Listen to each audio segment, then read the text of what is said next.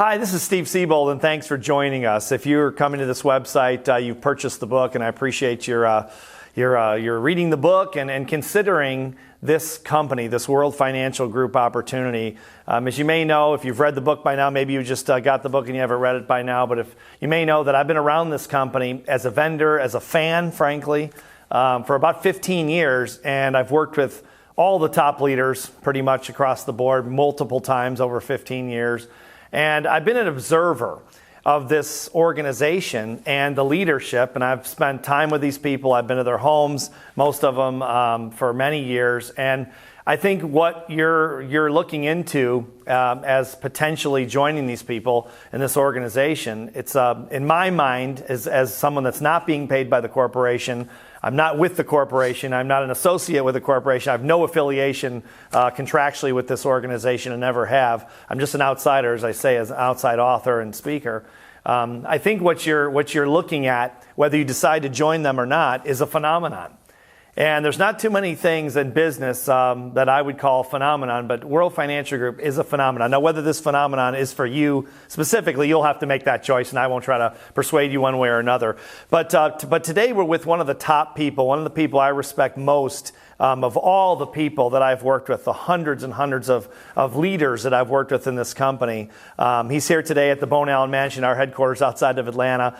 Chris Felton. So Chris, welcome to our program here. We appreciate you coming in. Thanks for having me, man. Excited to be here. Yeah, well, you know, I've always really respected you, as you know, and your organization, because you know you guys tell it straight. And I want to get into your background and where you come from and everything. But I appreciate you taking the time. I know you've come in all the way from Denver to be here, so we appreciate it.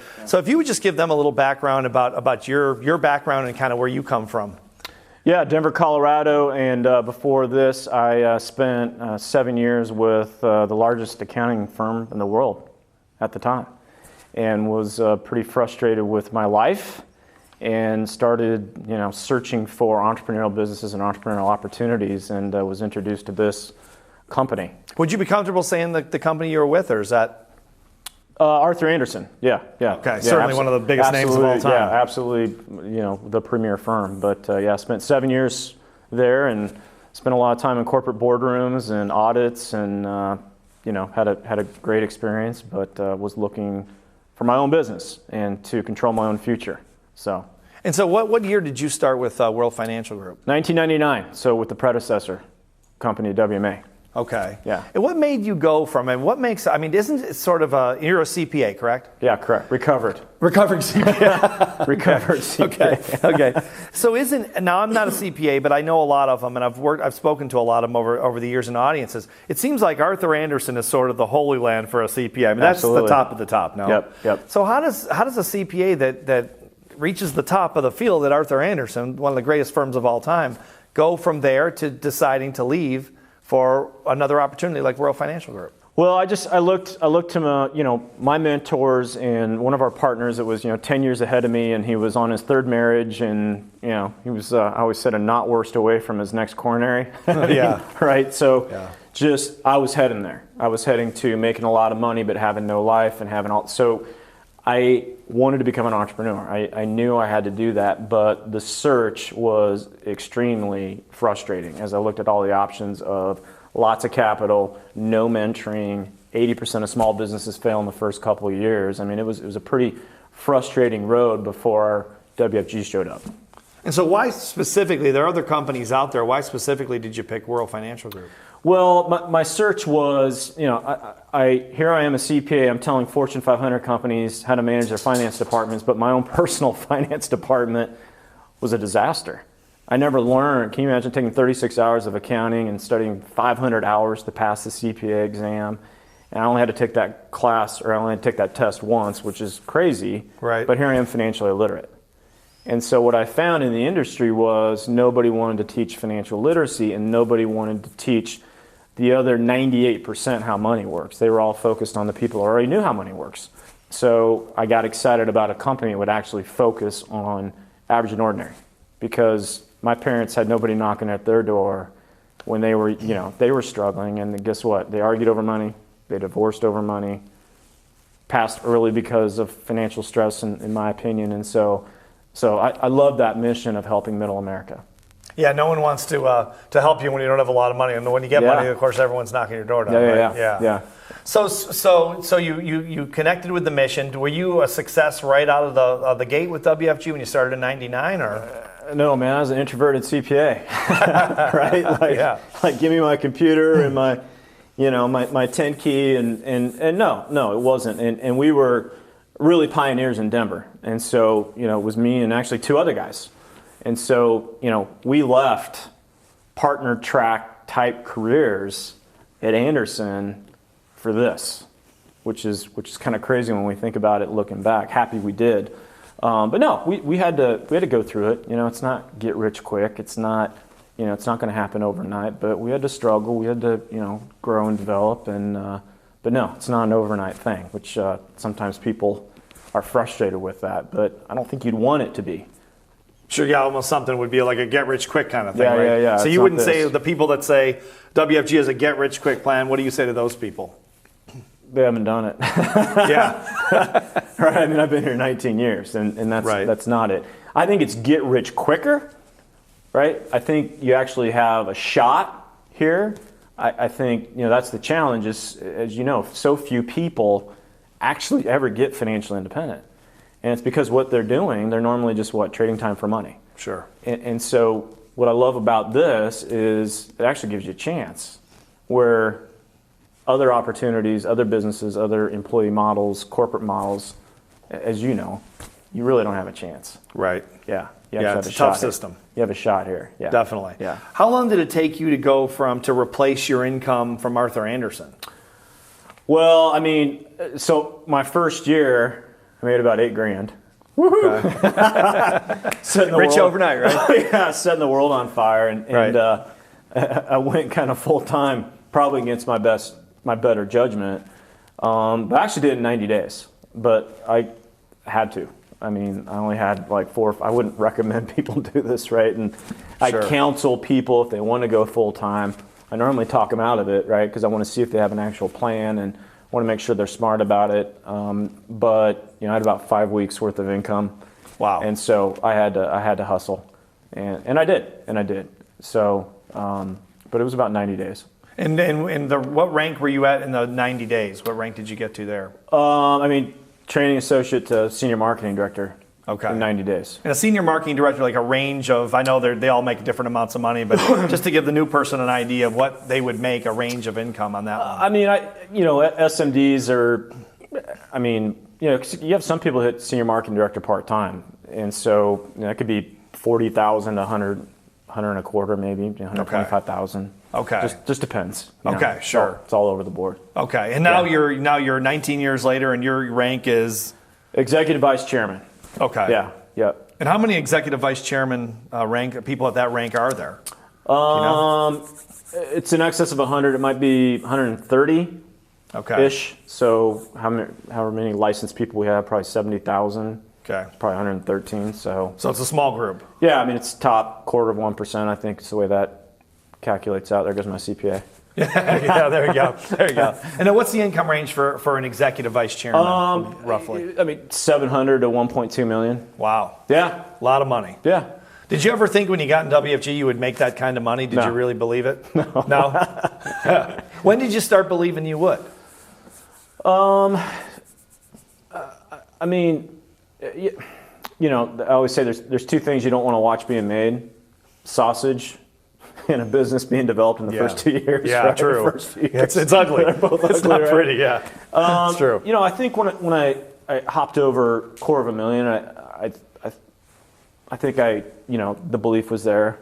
And I think that's one of the misconceptions is people they come in and they give it a year and they're like, it doesn't work, and they just kind of jump. And I think there's some magic, not that you can't do things in a year or a couple years, but I think there's a magic of this kind of 5-year mark, 10-year mark. I mean, you're an entrepreneur. I mean, you know what it's like. And so not that you can't do it, and we have it happen in the company, but I think one of the things is people just kind of set unrealistic time horizons. Right. And they're like, here's my effort, here's my results, and then they look at that.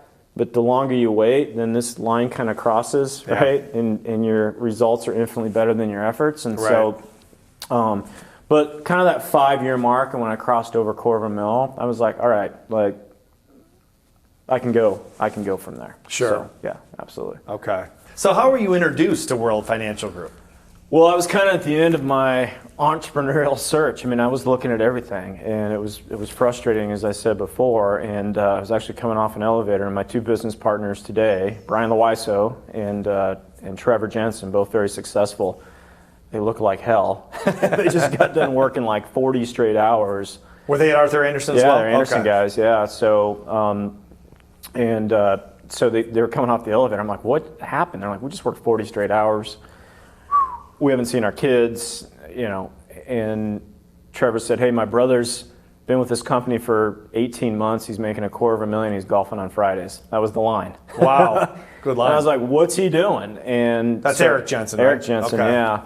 And so for 2 weeks, I was just peppering Trevor with questions about what's he doing and how. I mean, what, is he selling drugs? I mean, like, what's he doing? And Trevor's just like, I don't know, man. But he's flying out in 2 weeks. So we were in Denver. Eric was in Vegas, and so Eric got us in a room. Brian, Trevor, myself, and a guy we never saw again that was skeptical. Wow. Right. And gave an hour presentation and mentioned a few things that just there's the purpose of helping people, which I got just excited about the mission of it. And then literally, hey, you could test drive the largest industry on the planet, financial services, part-time, which is insane, right? Right. Because Merrill Lynch wasn't like, hey, could you carve out 3 to 5 hours a week, right? And will you show me how to do it? Sure. And then really it was about 45 seconds that changed the trajectory of my entire business career. And he talked about recurring income. And it blew me away. It grabbed your attention. I was like, how does that work? Because all I know now is work harder, trade time for money. But you're telling me that I could build a business, help people, and create a recurring income that becomes greater than my bills. That's what got me. So, I mean, it's crazy. 45 seconds literally changed my whole life. Wow. Yeah. Now, I got to figure that a guy coming from Arthur Anderson who goes to a multi-level opportunity, people had to say, Chris, what are you thinking here? You're leaving Arthur Anderson. I mean, it's a household name all over the world to join this other company. So did you get some criticism? They thought you were crazy? Oh, my God. I mean, everybody. I mean, I got my 2 kids are with us today. I mean, the reason they're there is because Arthur Anderson recruited me, all right? And I met their mom. And the guy that was responsible literally for that, my whole career, shot me down. And he just is like, that's not going to work. And I mean, he tried to put all sorts of doubt in me. And I just said, you know what? This is what I'm doing. And I planted my flag. And yeah, we got massive criticism. So. Did you ever think they were right, that you made a mistake?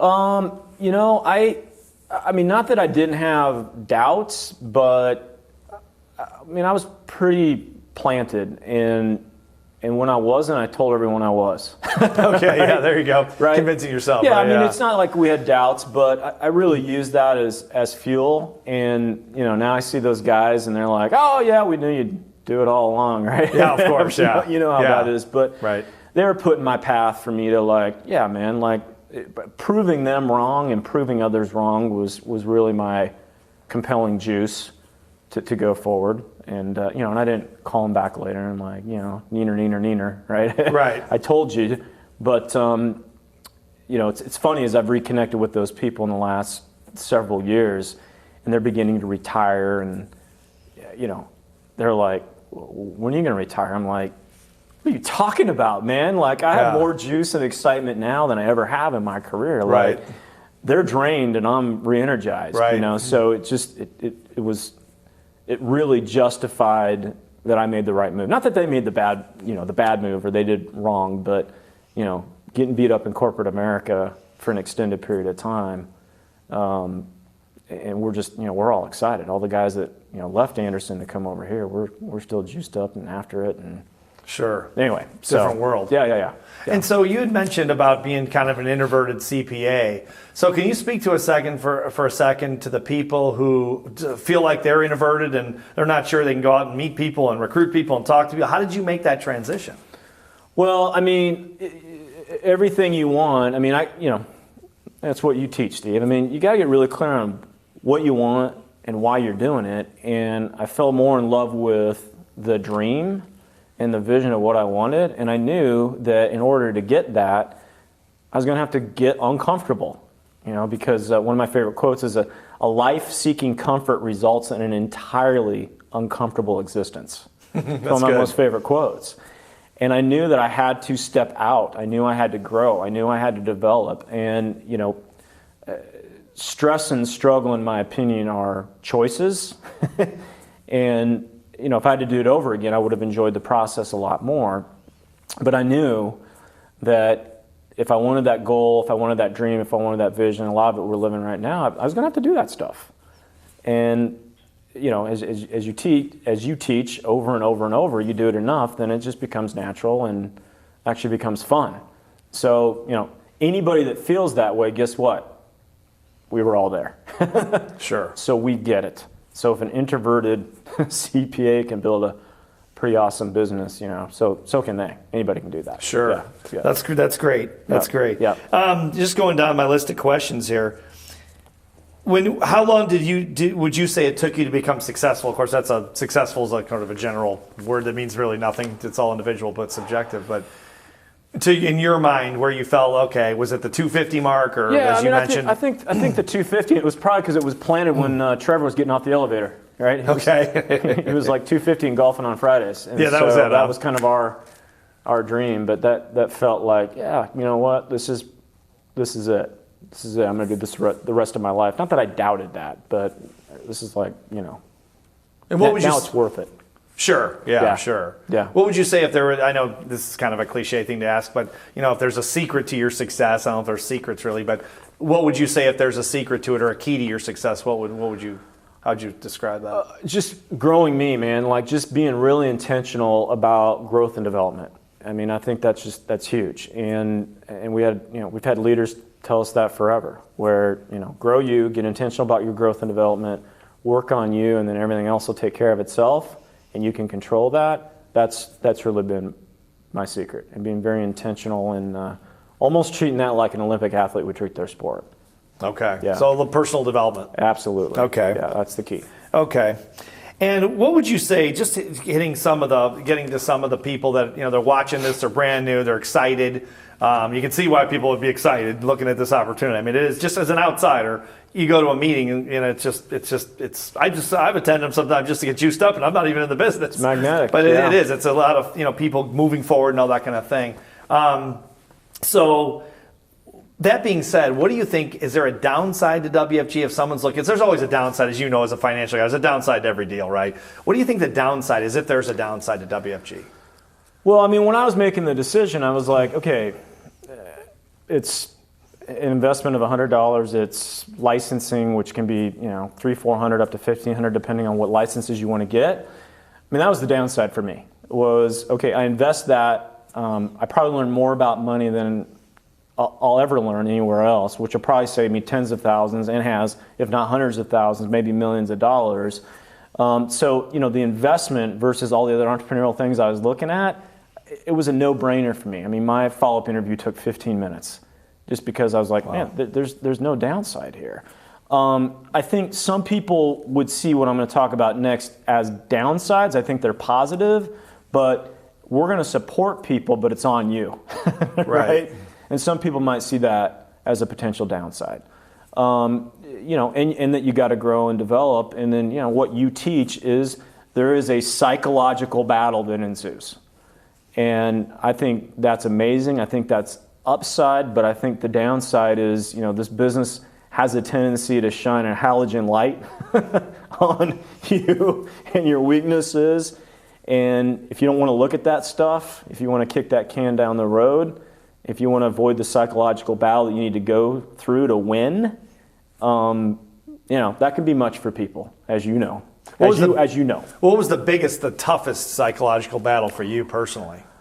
Well, I mean, it's approval addiction. I mean, that, by a mile. And it was 2008 when I really figured out that I had this need for the approval of other people. And then I had a friend say, your need for approval is the biggest check you'll ever write in your life. And, you know, and it just stemmed from my childhood and never really getting approval of dad. I mean, everyone's got it. I mean, you teach and coach it better than anybody.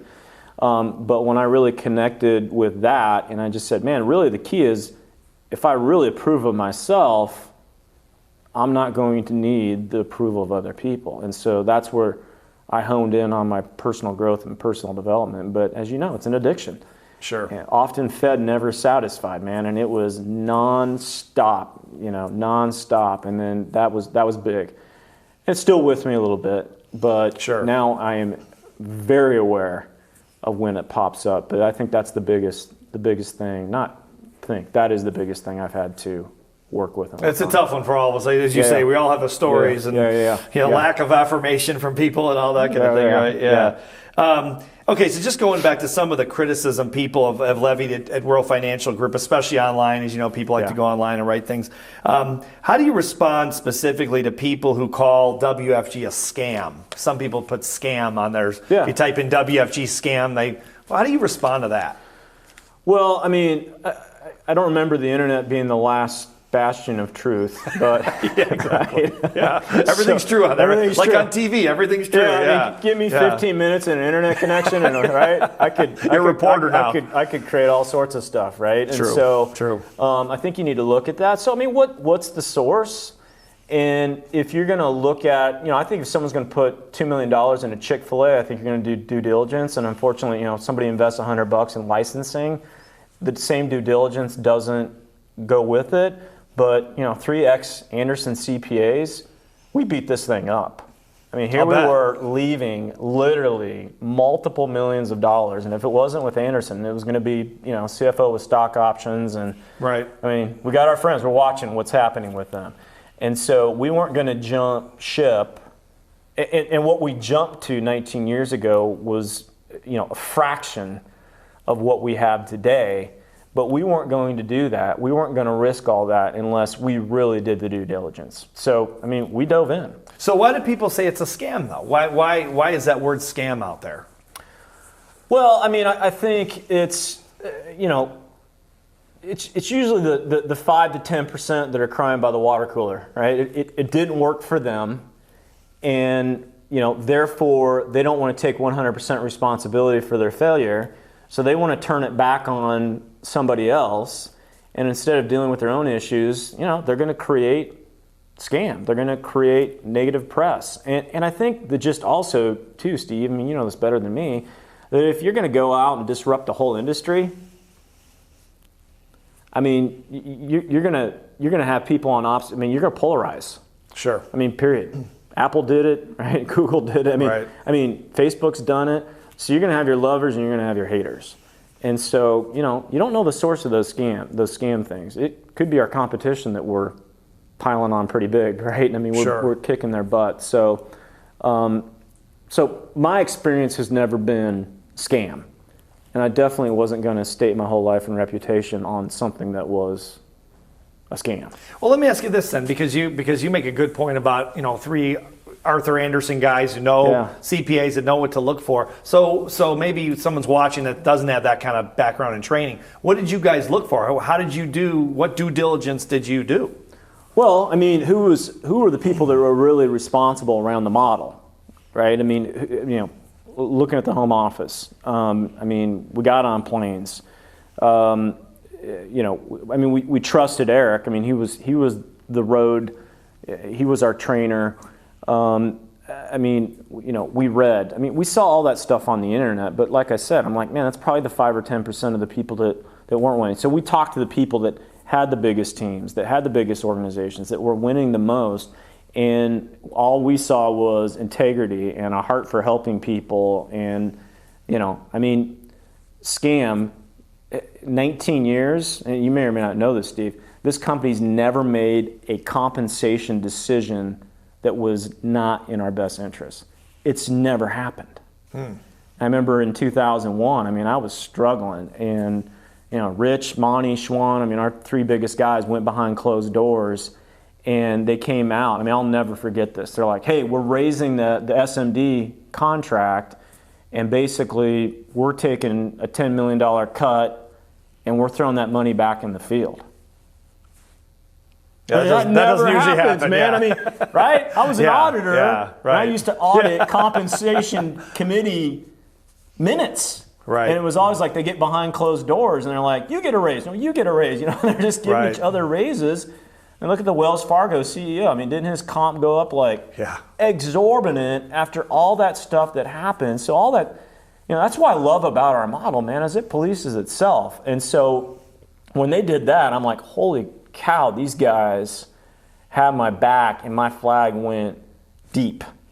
Because, so, I don't know what you call a scam, but that's not a scam, man. And my comp has just consistently gone up for 19 years. Well, let me ask you this. If someone, now you guys were very successful and everything, and maybe some people watching this are super successful like you were, but, when you were with Arthur Andersen as well. But say someone doesn't have the money to get on a plane and come to Atlanta or, to the home office, and they don't know a lot of people. They're just kind of getting started. Maybe it's a young person, 22 years old or something. And what do you recommend that they do that doesn't cost them a lot of money to do their due diligence? Well, I mean, I think, obviously do a follow-up interview. And, because the key is your local office, right? I mean, because sometimes, like you're talking about scam, and I mean, I can only speak to my offices, okay? And that's your culture, that's your identity. And so I think you'd want to, interview people there, get a feeling there. I mean, at our meetings, we have, it's called Mo-Zone, right? It's the 30 minutes before the presentation. And I've been through a lot of, that stuff can't be faked. I mean, people don't show up in a fake environment. I think you need to trust your gut. I think you need to trust, your feeling, and also recognize that people that struggle are skeptical. And one of the reasons they never get to the financial independence they want is because they're skeptical. And so I'd get in, I'd have your questions answered, but make a decision to move forward, right? I mean, you're not putting $2.5 million on a Chick-fil-A. Yeah, right. You're putting a few $100 and you're going to learn some stuff, but I wouldn't use the internet as what's going to make the decision point. I mean, get to know the people at your local office. The local office would be absolutely, the key. man. Absolutely is my. Okay. Yeah. Okay. Oh, that's great. That's great advice. Okay.